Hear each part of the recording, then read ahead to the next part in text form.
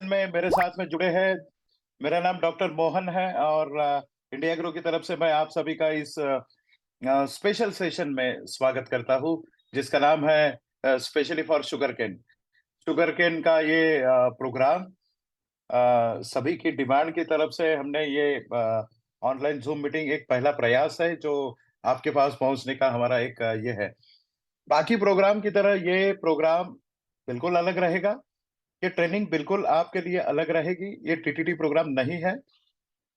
Product के बारे में हम बिल्कुल डिटेल में बात बिल्कुल नहीं करेंगे, क्योंकि आप सब, मैं अभी समझता हूँ कि आप सभी को प्रोडक्ट के बारे में बिल्कुल जानकारी है। तो हम लोग इसके बारे में बिल्कुल बात नहीं करेंगे। हम लोग आएंगे आज शुगर केन के बारे में। तो this is absolutely India grow के अंडर में हम total agriculture solutions under one roof आपको देते हैं। उसी तरीके से आज का प्रोग्राम शुगर केन स्पेशल रहेगा। सो नेक्स्ट स्लाइड प्लीज। जैसे हम आपको हर बार कहते हैं कि हम लोग आपके लिए टोटल एग्रीकल्चर सॉल्यूशन लेके आए हैं। टोटल एग्रीकल्चर सॉल्यूशन किस प्रोडक्ट से हम देते हैं? जैसे बुआस्ला सुपर हो गया, ओलिव सुपर 16 हो गया, grow magic advance, MI spray plus, MI वीर, एमआई प्राउड, एमआई सिट्रा, वायरस प्लस एंड मॉडिफाई। इन सभी प्रोडक्ट के साथ में हम आज जो खेती करते हैं, या इसके पहले भी हमने करी है, या इसके बाद भी हम करने वाले हैं, तो हमें वो सक्सेस स्टोरी आज ऑल ओवर इंडिया से मिली है। किसी भी प्रकार की कोई भी खेती हम इसके साथ में कर सकते हैं। तो इसके साथ भी हम कुछ बातें आपको बताना चाहेंगे, क्योंकि आने वाले कुछ दिनों में हम आपके लिए नए नए प्रोडक्ट लेके आ रहे हैं, जिसका बेसब्री से आप लोगों के लिए इंतजार रहता है। सो पहला प्रोडक्ट रहेगा जो डेफिनेटली खरपतवार के लिए हमारा पहला प्रोडक्ट रहेगा, जो हम अगले साल में लेके आ रहे हैं। नेमेटोड्स के लिए हमारा एक प्रोडक्ट आएगा। हो सकता है कि बोसरा सुपर के साथ में हम इसे एसोसिएटेड करके दे दे, ताकि इसको अलग से एप्लीकेशन ना करना पड़े। ऐसा भी हम सोच रहे हैं।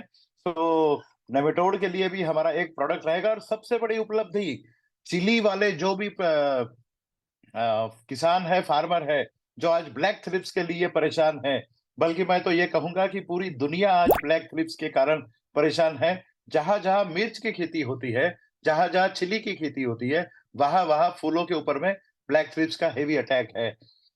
दुनिया में किसी के पास में इसका सोल्यूशन नहीं है। हम लोग इसका सटीक समाधान लेके आ रहे हैं, इसका कंट्रोल लेके आ रहे हैं, और यही हमारी बड़ी उपलब्धि है। इंडिया एग्रो मतलब स्पेशल। इंडिया एग्रो मतलब जिस दवाई से कहीं पर भी कहीं कुछ नहीं हो रहा है, वहां पर इंडिया एग्रो अपना रिजल्ट दिखाता है। That's why India agro is at the top of the world. So next slide. जैसे हम आज आपको शुगर केन के बारे में बता रहे हैं, आपकी स्क्रीन के ऊपर में आप देख रहे होंगे स्टेट वाइज एरिया अगर हम देखेंगे, तो सबसे बड़ा राज्य जिसे कहा जाता है उत्तर प्रदेश। प्रदेशों में भी सबसे बड़ा राज्य उत्तर प्रदेश है। उत्तर प्रदेश में इसकी बहुत घनी खेती होती है। महाराष्ट्र में बहुत बड़ी खेती होती है। उसके बाद में उड़ीसा में इसकी बहुत ज्यादा खेती होती है। उसके बाद गुजरात आता है, तमिलनाडु आता है, पंजाब हरियाणा आता है। देन हमारा बिहार भी इसमें आता है। महाराष्ट्र का कुछ प्रदेश आता है। राजस्थान का कुछ प्रदेश आता है। कर्नाटक ऑफ कोर्स हम इसे भूल नहीं सकते। आंध्र एंड तेलंगाना, यहाँ पर भी शुगर केन की बहुत ज्यादा खेती होती है। इतना ज्यादा शुगर केन का प्लांटेशन होता है कि अगर एरिया वाइज अगर हम देखेंगे और क्रॉप वाइज अगर हम देखेंगे, तो आज भारतवर्ष में सबसे ज्यादा खेती होती है। उसका सबसे पहला नाम है चावल की खेती। उसके बाद पे गेहूं की खेती होती है। और उसके बाद कपास की खेती होती है। उसके बाद दालों की खेती होती है। और उसके बाद शुगर केन की खेती अपने यहाँ बहुत सारी होती है। अगर हम इसे कॉन्सेंट्रेट कर ले, क्योंकि आने वाले कुछ स्लाइड में आपको पता चलेगा कि शुगर केन का अगर आपको सही उपज लानी है, या फिर गन्ने की आपको सही खेती अगर करनी है, ऑफ कोर्स जैसे हम अब हर बार आपको बोलते हैं कि हम किसानों की उपज दुगनी करने आए हैं, और उसका जो है इनपुट यानी खर्चा हम आधा करने आए हैं।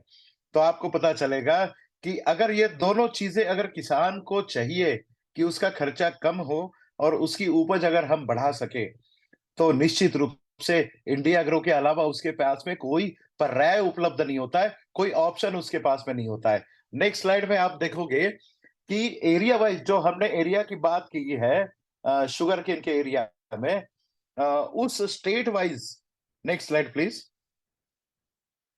शुगर केन की स्टेट वाइज अगर हम बात करते हैं तो सबसे ज्यादा एरिया अगर गन्ने की खेती में कल्टीवेट होता है तो वो होता है उत्तर प्रदेश। अगर उसकी बात अगर हम करेंगे तो 22.05 लाख हेक्टर में हम काम कर रहे हैं। उत्तर प्रदेश में इतना ज्यादा गन्ने की खेती है। और सेकंड पोजीशन पे आता है महाराष्ट्र, 10.58 इतना ही लाख हेक्टर में महाराष्ट्र में होता है। अगर पहले पायदान पे उत्तर प्रदेश है, दूसरे पायदान पे अगर महाराष्ट्र है, अगर दोनों का अगर कंपैरिजन करते हैं तो एकरेज में अगर देखेंगे तो उत्तर प्रदेश 22 है और महाराष्ट्र 10 है। मतलब आधे से ज्यादा सेकंड पायदान पे महाराष्ट्र आता है। मतलब उत्तर प्रदेश में कितनी गहराई से शुगर केन की खेती की जाती है। हर जिले में शुगर केन की खेती होती है, हर कस्बे में शुगर केन की खेती होती है। इसका मतलब यही समझ सकते हैं। उत्तर प्रदेश के मेरे सभी लीडर्स के लिए मेरा एक आह्वान है कि आप अगर इसी बिजनेस में अगर डायमंड बनना चाहते हैं तो शुगर केन का एरिया ना छोड़े। जो राज्य का मैं अभी नाम लेने जा रहा हूं, उत्तर प्रदेश 22.5, महाराष्ट्र 10.58, कर्नाटका 4.70, बिहार 2.23, गुजरात 1.87, तमिलनाडु 1.48, मध्य प्रदेश 1.07, हरियाणा 1.05, पंजाब 0.92, उत्तराखंड 0.80। ऐसे 10 स्टेट राज्य है जिनमें इसकी खेती की जाती है। लैक्स हेक्टर में ये गिना जाएगा। दूसरी बात आप समझ लीजिए, 10 मिलियन हेक्टर्स, अगर 22 में अगर हम 225 मिलियन टन का शुगर केन का प्रोडक्शन है, अगर हम 1 हेक्टर में अगर हम यील्ड की बात करते हैं तो उत्तर प्रदेश में 22.05 लाख हेक्टर में सिर्फ और सिर्फ 82.31 मिलियन टन पर हेक्टर उपज हो रही है। 1 हेक्टर होता है 2.5 एकड़ का। 2.5 एकड़ में अगर 82.31 आ रहा है, सबसे ज्यादा खेती होती है उत्तर प्रदेश में, मगर सबसे कम उपज होती है उत्तर प्रदेश में। महाराष्ट्र में मिडल पोर्शन आता है, 10.58 लाख हेक्टर में अगर गन्ने की खेती होती है, बट उसकी उपज 91.20 है। कर्नाटका में 90 टन पर हेक्टर है। बिहार में 57.46 है। यहाँ पर भी बढ़ोतरी करने का बहुत ज्यादा चांस है। गुजरात में 76%, यहाँ पर भी हम उपज बढ़ाने के लिए बहुत ज्यादा स्कोप है। तमिलनाडु में 104.48, आज पूरी भारतवर्ष में तमिलनाडु में सबसे ज्यादा उपज होती है शुगर केन की। उसके बाद में मध्य प्रदेश में अगर आप देखोगे तो 70.05, हरियाणा में 82.23। बाकी राज्यों से अगर देखोगे तो सबसे ज्यादा आपको तमिलनाडु में मिलता है, उसके बाद महाराष्ट्र में उपज ज्यादा मिलती है, उसके बाद में पंजाब में सबसे ज्यादा, उसके बाद हरियाणा में, उसके बाद में उत्तराखंड में, उसके बाद आपका नंबर आता है गुजरात का, मध्य प्रदेश का और बाकी अन्य राज्यों का। इसमें यह आता है। अगर आप देखोगे उत्तर प्रदेश में सबसे ज्यादा एरिया अंडर कल्टीवेशन बहुत ज्यादा है, पर उपज उस हिसाब से हमें ज्यादा नहीं है। जिस राज्यों का जिक्र मैंने आज किया है, अगर उस राज्य के हमारे लीडर्स अगर यहाँ पर मौजूद है, इस मीटिंग के दौरान अगर मौजूद है, तो उन्हें पता चलेगा कि अपनी अपनी प्रदेश में कितना ज्यादा स्कोप है। आप किसानों की उपज भी बढ़ा सकते हैं और उनकी आय भी आप दुगनी कर सकते हैं। अगर प्रधानमंत्री ने आय दुगनी करने की अगर बात करी है तो उसके लिए इंडिया एग्रो साथ दे सकता है। हम स्टेप बाय स्टेप किसानों के साथ जाएंगे और उसे हम बोलेंगे। मेरा आज इस मीटिंग में ये वादा सबसे है कि आपकी प्रदेश में जितनी भी उपज हो रही है, उस उपज को आप 1 एकड़ में 100 मेट्रिक टन पर एकड़ इसे हम लेके जा सकते हैं। दुनिया में किसी ने ये चैलेंज एक्सेप्ट नहीं किया है, बट आप इस चैलेंज को एक्सेप्ट कर सकते हैं। अगले 3 सालों में अगर आप इंडिया ग्रो के साथ में उन्होंने शुरुआत से लेके अंत तक जो जो चीज बोली है, उस हिसाब से अगर हम खेती करते हैं तो निश्चित रूप से 1 एकड़ में 100 मेट्रिक टन मतलब 1000 तक आप उपज ला सकते हो। 1000 क्विंटल प्रति एकड़ आप उपज ला सकते हैं और ये संभव होगा सिर्फ और सिर्फ इंडिया एग्रो के किसानों के साथ, इंडिया एग्रो के डिस्ट्रीब्यूटर्स के साथ में और इंडिया एग्रो यामा लैब के डिस्ट्रीब्यूटर्स के साथ में। Next slide. नेक्स्ट, अगर आप देखोगे कि ट्रॉपिकल शुगर केन रीजन अगर आप देखोगे तो हमारे यहाँ जो गन्ने की खेती होती है वहां 2 प्रकार की खेती अपने यहाँ पर करी जाती है। पहला होता है ट्रॉपिकल शुगर केन रीजन और दूसरा होता है सब tropical sugarcane region. Tropical sugarcane region मतलब क्या? ट्रॉपिकल वो रीजन होता है जहां पर ज्यादा धूप पड़ती है, ऑन एन एवरेज टेम्परेचर की रेंज बहुत ज्यादा होती है, पानी की कमी होती है, बट जितनी भी पानी की मात्रा होती है उस पानी की मात्रा में किसान भाई अपनी खेती करते हैं, तो वो ट्रॉपिकल रीजन में माना जाता है। तो ट्रॉपिकल रीजन में आता है महाराष्ट्र, आंध्र प्रदेश, तमिलनाडु, कर्नाटका, गुजरात, मध्य प्रदेश, पौंडीचेरी एंड केरला। इस एरिया में जो भी गन्ने की खेती होती है वहां पर ट्रॉपिकल रीजन इसे कहा जाता है। और सब ट्रॉपिकल रीजन जैसे यूपी हो गया, बिहार हो गया, हरियाणा, पंजाब, उत्तराखंड, हिमाचल प्रदेश, इस एरिया में बिहार, इस एरिया में जो भी गन्ने की खेती की जाती है उसे सब ट्रॉपिकल खेती कहा जाता है। सब ट्रॉपिकल खेती में ज्यादा समय नहीं होता है, 10 महीने से लेके 12 महीने की खेती होती है, बट ट्रॉपिकल रीजन में 12 महीने से लेके 14 महीने की खेती होती है गन्ने की। सब ट्रॉपिकल रीजन में शुगर कंटेंट कम निकलता है, जूस ज्यादा निकलता है। ट्रॉपिकल शुगर केन में जूस कम निकलता है, शुगर का परसेंटेज ज्यादा होता है। अगर जूस का और उस जूस में शुगर का कंटेंट हम निकालते हैं तो ट्रॉपिकल शुगर केन में गन्ने की खेती में मतलब ऊपर दिए गए सभी प्रदेशों में जूस कम निकलेगा पर उसमें शक्कर का परसेंटेज ज्यादा निकलेगा क्योंकि ब्रिक परसेंटेज वहां पर ज्यादा होता है। और सब ट्रॉपिकल में जैसे यूपी हो गया, बिहार हो गया, हरियाणा, पंजाब, उत्तराखंड, हिमाचल प्रदेश, बिहार, उस एरिया में हम लोग पाते हैं कि पानी की मात्रा ज्यादा होती है, जूस गन्ने में ज्यादा निकलता है, बट शक्कर की मात्रा उतनी ही कम होती है। इसलिए आप जानते हैं कि वहां पर आपको शुगर केन का यील्ड ज्यादा निकलता है बट ब्रिक परसेंटेज कम निकलता है। ये दोनों भी रीजन के ऊपर में हमें आज बात करनी है और दोनों रीजन्स के ऊपर में हमें काम करना है। Next slide. अगर गन्ने की खेती में अगर हम काम कर रहे हैं तो 2-3 चीजों के ऊपर में आज अपने भारतवर्ष के सभी गन्ना किसान 3 चीजों से बड़े परेशान हैं। पहला रीजन होता है लो यील्ड ऑफ शुगर केन, उन्हें उपज कम आती है। शॉर्ट क्रशिंग का पीरियड होता है क्योंकि अपने यहाँ पर जितनी भी शुगर फैक्ट्रीज एस्टैब्लिश है या तो वो कोऑपरेटिव सेक्टर की है या फिर उन्हें प्राइवेट सेक्टर का कहा जाता है या गवर्नमेंट सेक्टर की फैक्ट्रीज होती है, बट उनका जो क्रशिंग का पीरियड होता है वो लिमिटेड होता है। अगर किसी किसान ने अगर बोला कि 12 महीने का अगर मेरी खेती 10 महीने में अगर आ गई तो उसे क्रशिंग का पीरियड ही नहीं मिलता या फिर उसे कोई क्रशिंग का अरेंजमेंट उसके लिए नहीं होता है। ये बड़ी प्रॉब्लम अपने इंडिया में है। और लो रेट ऑफ रिकवरी, अगर शुगर केन का सही सीजन में अगर क्रशिंग नहीं हुआ तो लो रेट ऑफ रिकवरी मतलब शक्कर का नुकसान होना, रिवर्सिबल होना, जूस का सूख जाना और ब्रिक परसेंटेज कम आना, ये सभी बातें मतलब शक्कर का उपज कम आना, ये बातें किसानों के साथ में अब बड़ी प्रॉब्लम है। वो प्रॉब्लम सॉल्व किया जा सकता है।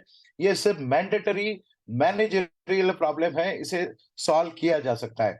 बट सॉइल मॉइस्चर, जमीन में जितनी पानी की मात्रा है उस मात्रा के ऊपर में अगर हम काम करें, सूरज की किरणें कितनी पड़ती है, टेम्परेचर की रेंज क्या होती है, उस हिसाब से अगर हम फर्टिलाइजर का, खाद का विकल्प अगर हम दे पाए तो हर चीज जो रिकमेंडेशन महाराष्ट्र में किया जाएगा वही यूपी में किया जाएगा, ऐसा बिल्कुल ना समझे।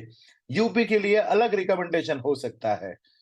महाराष्ट्र के लिए अलग रिकमेंडेशन हो सकता है, तमिलनाडु के लिए रिकमेंडेशन अलग हो सकता है, क्योंकि वहां का एटमॉस्फेयर, जमीन में पानी की मात्रा और किस तरीके के गन्ने की जाति लगा रहे हैं, उस हिसाब से ये सभी बातें आपके लिए मायने रखती है।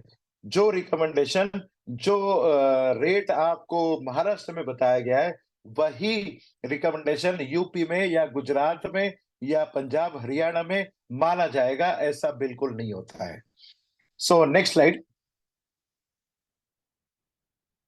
इसमें ये दिखाया गया है आपके स्लाइड में कि reduction in yield of sugarcane due to rise in temperature.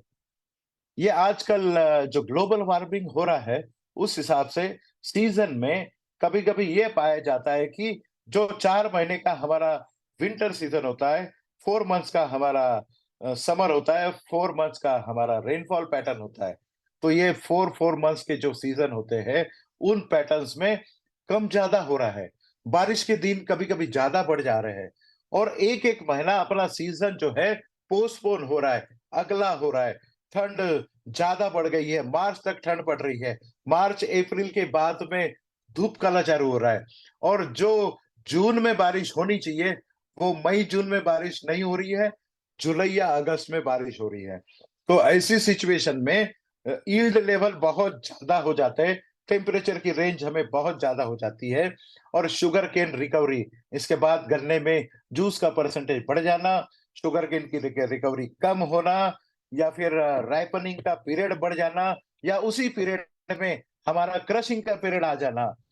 तो ये सब बातें हमें बहुत मायने रखती है कि शुगर केन का रिकवरी हमारा लो डाउन होता है राइज इन टेम्परेचर में।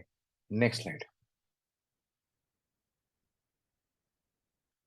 कुछ बातों के अगर अगर हम काम करें, बहुत सारे किसानों के साथ में मैं मिल चुका हूँ, पिछले 2-3 सालों में मैं गन्ना किसान के साथ में मिल रहा हूँ, हर प्रदेश में मिल रहा हूँ।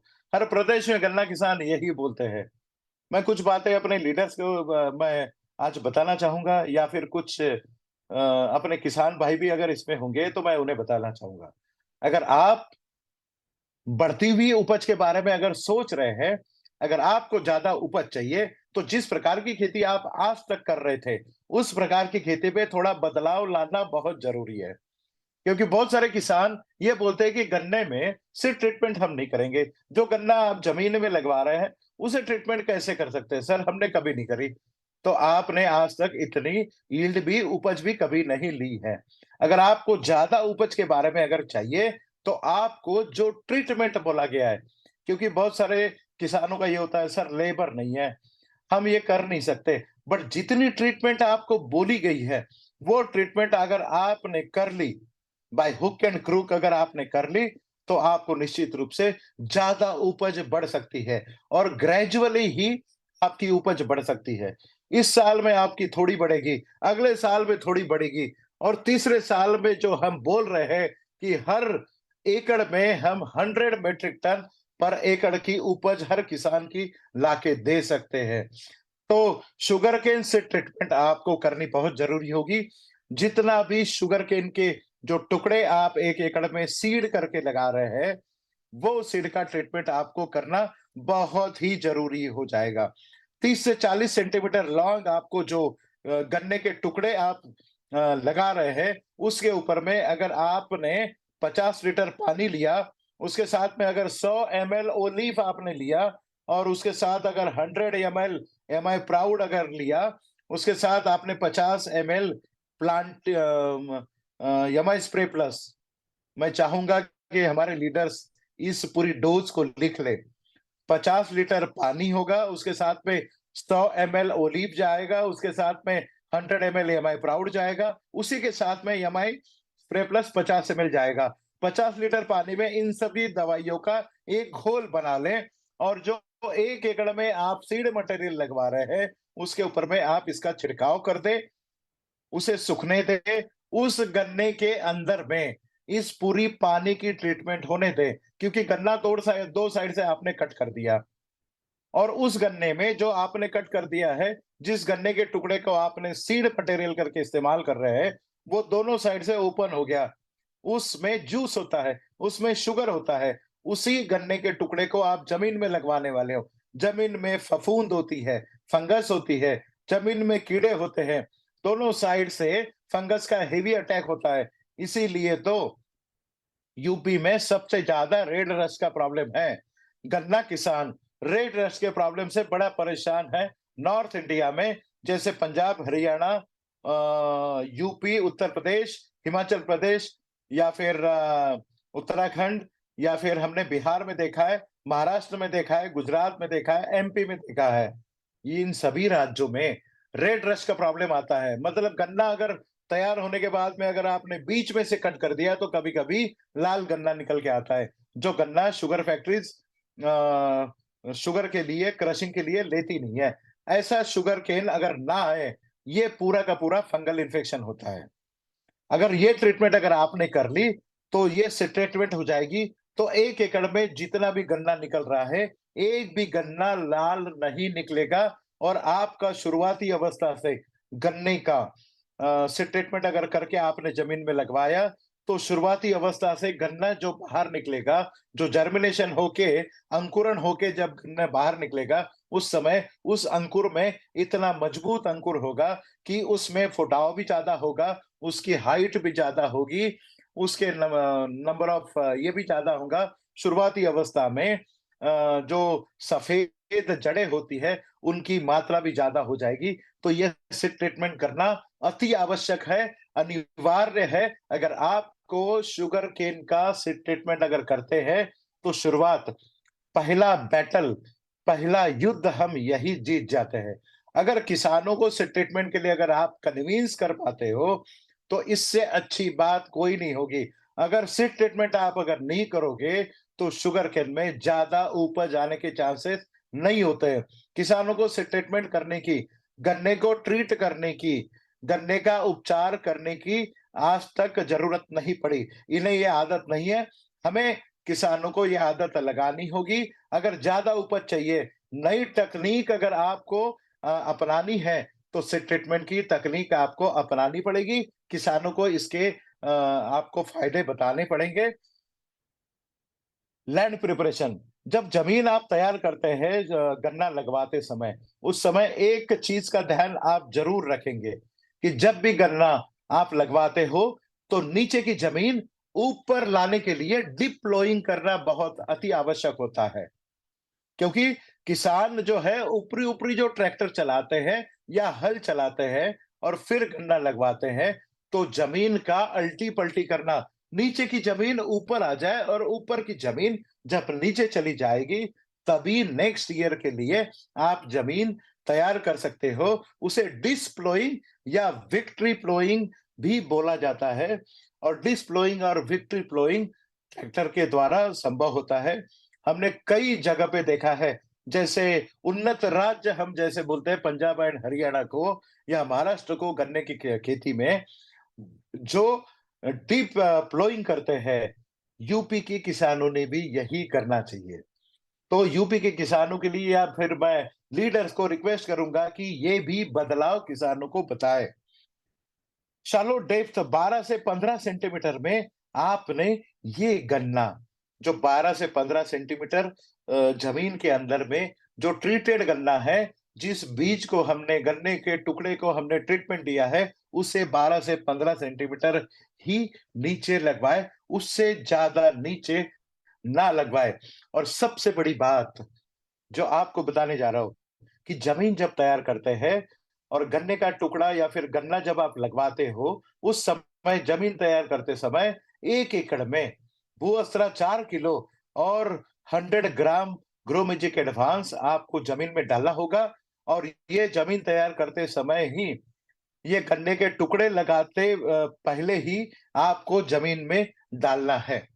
बट उसके पहले जब हमने जाँच करी थी ज़मीनों की जब जाँच करी थी, तो कुछ चीज़ें हमने पाई थी कि नॉर्थ इंडिया की ज़मीन लगभग वहाँ पर ज़्यादा पानी का इस्तेमाल होता है। नहर का पानी खेती में छोड़ा जाता है। जबकि गन्ने की खेती में गुजरात हो गया, महाराष्ट्र हो गया, कर्नाटका हो गया, तमिलनाडु हो गया या फिर कुछ पार्ट उड़ीसा हो गया, मध्य प्रदेश हो गया या छत्तीसगढ़ का कुछ पार्ट हो गया। वहाँ पर जो गन्ने की खेती की जाती है, वो ड्रिप इरिगेशन से की जाती है, खुला पानी वहां पर नहीं छोड़ते। बट पंजाब, यूपी, हरियाणा या उत्तराखंड या फिर झारखंड में भी जहां पर खेती होती है, या फिर हिमाचल प्रदेश, यहाँ पर जो खेती की जाती है वो नहर का पानी खुले में छोड़ देते हैं। ऐसी सिचुएशन में जब गन्ना लगवाना है, उसके पहले ही आपने भूअस्त्र सुपर और गोरोमेटिक एडवांस डालना है।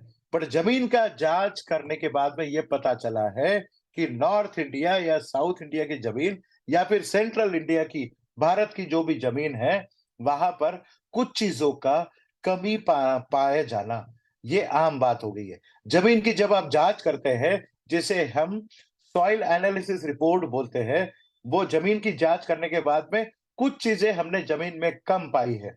बट उसके पहले अगर नेक्स्ट स्लाइड में आप देखोगे कि गन्ने के खेती में कितना खाद डालना चाहिए, जो रिकमेंडेड गवर्नमेंट डोजेस है, या फिर बोला जाता है कि इससे अच्छी आपको उपज आएगी, ये जो बोला जाता है, नेक्स्ट स्लाइड, ये जो बोला जाता है, ये आप देखोगे नेक्स्ट स्लाइड में कि गन्ने में लगभग ऑर्गेनिक मैन्योर, 3 प्रकार के ऑर्गेनिक मैन्योर डालना चाहिए, जिसे फार्म एंड मैन्योर बोलते हैं। वो करीबन 5 टन डालते हैं, कंपोस्ट 10 टन डालते हैं, प्रेस मड 15 टन डालते हैं, या गोबर खाद, बहुत सारे लोग गोबर खाद डालते हैं। उसके बाद में नाइट्रोजन के लिए यूरिया अमोनियम सल्फेट डालते हैं। यूरिया डालते हैं 265 केजी, अमोनियम सल्फेट डालते हैं 592 केजी। फास्फोरस के लिए सिंगल सुपर फास्फेट 253 केजी डालते हैं 1 एकड़ में। डबल सुपर फास्फेट डीएसपी जिसे बोला जाता है, वो 127 किलो डाला जाता है। म्यूरेट पोटेश 135 किलो डाला जाता है 1 एकड़ में। सभी डोजेस 1 एकड़ में बता रहा हूँ। सल्फेट ऑफ पोटेश 162 किलो डालते हैं। जिंक, जहां पर जिंक डिफिशियंट सॉइल है, वहां पर लगभग 12% जिंक फोलियो स्प्रे से डाला जाता है और 10 किलो जमीन में डाला जाता है। आयरन, बहुत सारी जमीनों में नॉर्थ इंडिया में zinc and iron and sulphur की कमी पाई जाती है। जहां पर फ्लड इरिगेशन, नहर से पानी छोड़ा जाता है, वहां पर जिंक की, आयरन की और सल्फर की डिफिशियंसी पाई जाती है। वहां पर इतना एप्लीकेशन डालना, ये सबसे बड़ी बात लोग बोलते हैं। ऐसी सिचुएशन में आप लोग ये जो गवर्नमेंट का रिकमेंडेड डोज है, इसे छोड़ के जो भी किसान आज तक डोज डालता था, वो गलत डालता था। जमीन में ज्यादा खाद डालने से उपज ज्यादा आती है, ये बहुत बड़ी कंफ्यूजन में हमारे किसान भाई बैठते हैं, या फिर हमारे लीडर भी बैठते हैं। नेक्स्ट स्लाइड में आप देखोगे कि जमीन की जांच करने के बाद में ये हमें पता चला है कि आपको इतने फर्टिलाइजर डालने की जरूरत नहीं है। जबकि जमीन की जांच करने के बाद में गन्ने की खेती में, पहले स्लाइड में आपने जो देखा, वो देखा कि गन्ने की खेती के लिए कितना खाद डालना चाहिए, जमीन में कितना खाद होना चाहिए, या फिर आपने ऊपर से देना चाहिए। जमीन की जांच करने के बाद में पता चला कि जो कमी है वो आपकी स्क्रीन के ऊपर में दिख रहा है। कमी के लिए आपको ऑर्गेनिक मैन्योर 400 किलो डालना होगा, अमोनियम सल्फेट तो 100 किलो डालना होगा, single super phosphate granule 150 kilo डालना होगा, फेरस सल्फेट 25 किलो डालना होगा, जिंक सल्फेट 15 किलो डालना होगा, मैग्नीशियम सल्फेट 10 किलो डालना होगा, बोरान 5 किलो और मैग्नीज सल्फेट 5 किलो।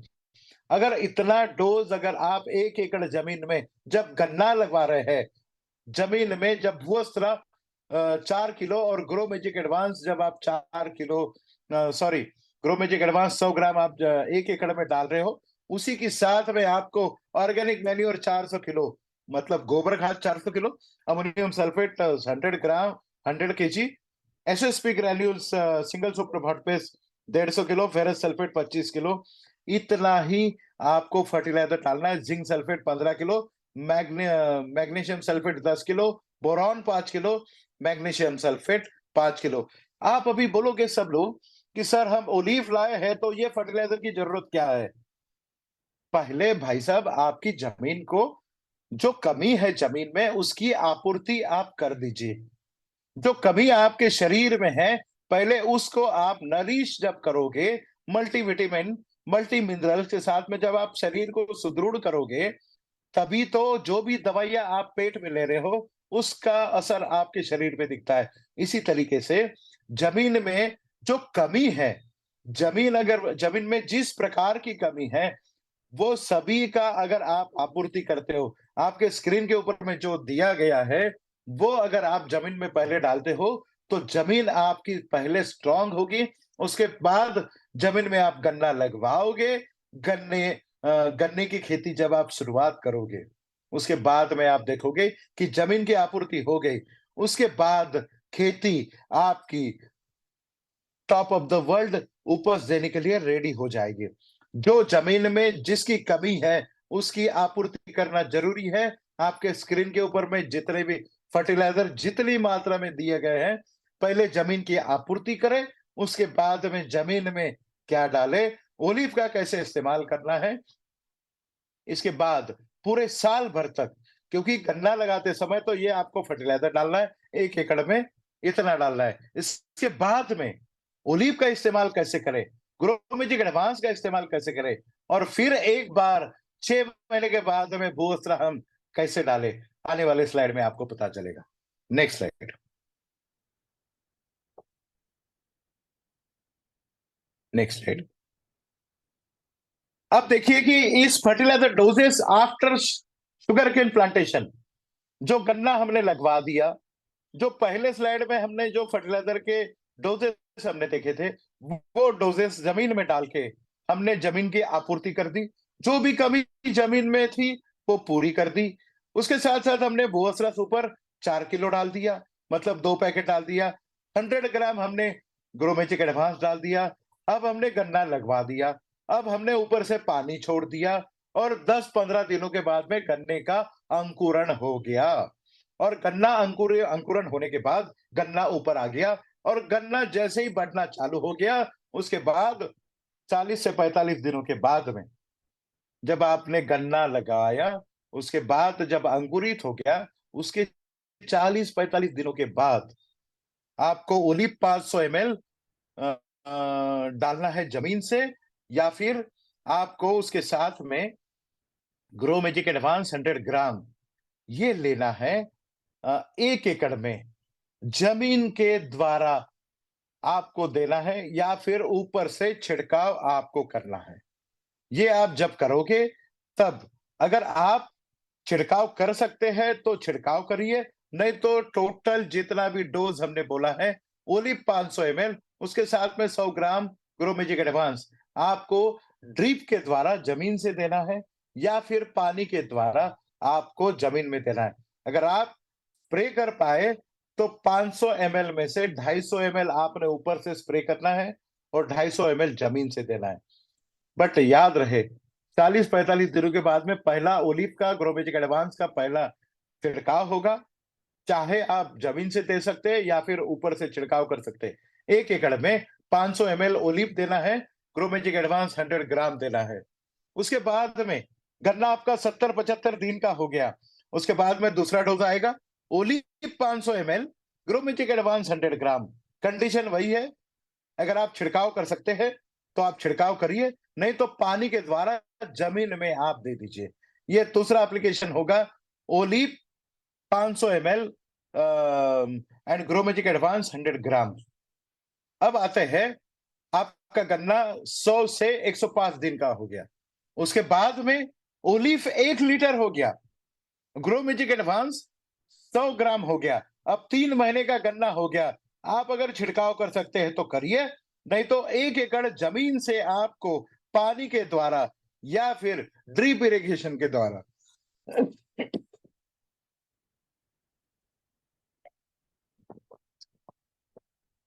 100 से 105 दिन में आपको olive 1 litre, grow magic advance 100 ग्राम आपको जमीन से देना है।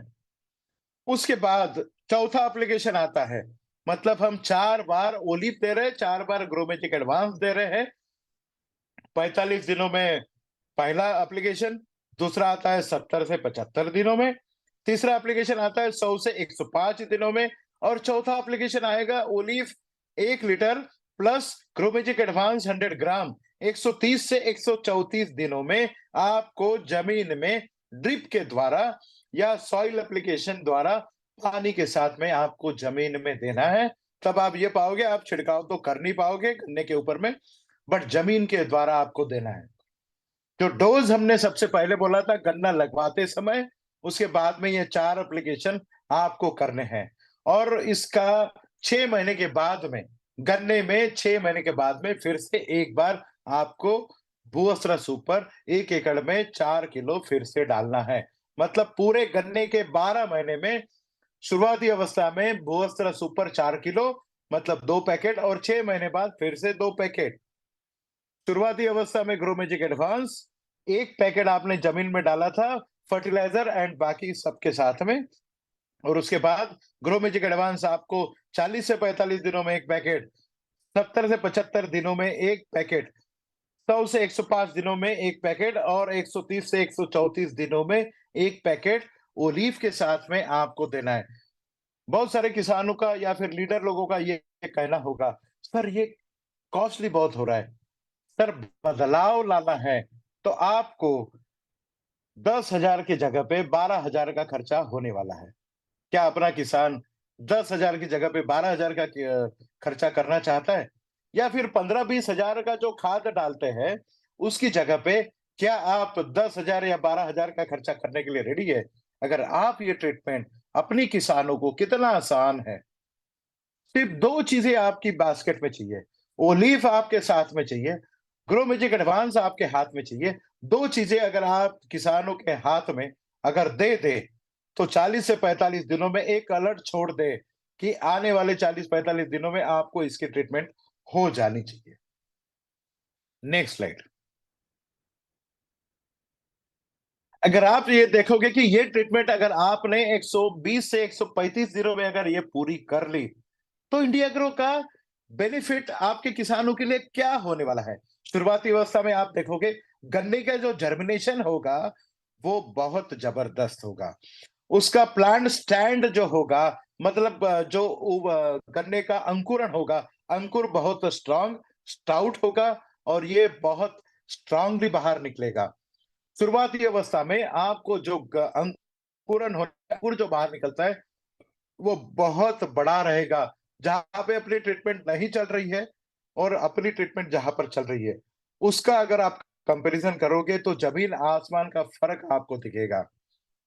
शुरुआती अवस्था में जब फुटाव आने की संख्या होगी, हमने ये पाया है पंजाब, हरियाणा में, महाराष्ट्र में, तमिलनाडु में, कर्नाटका में, हमने बहुत सारी जगह पे ये पाया है कि गन्ने का जो टीलर होता है, मतलब जो फुटाव होता है, वो लगभग 5 से 7 जनरली किसानों को मिलते हैं।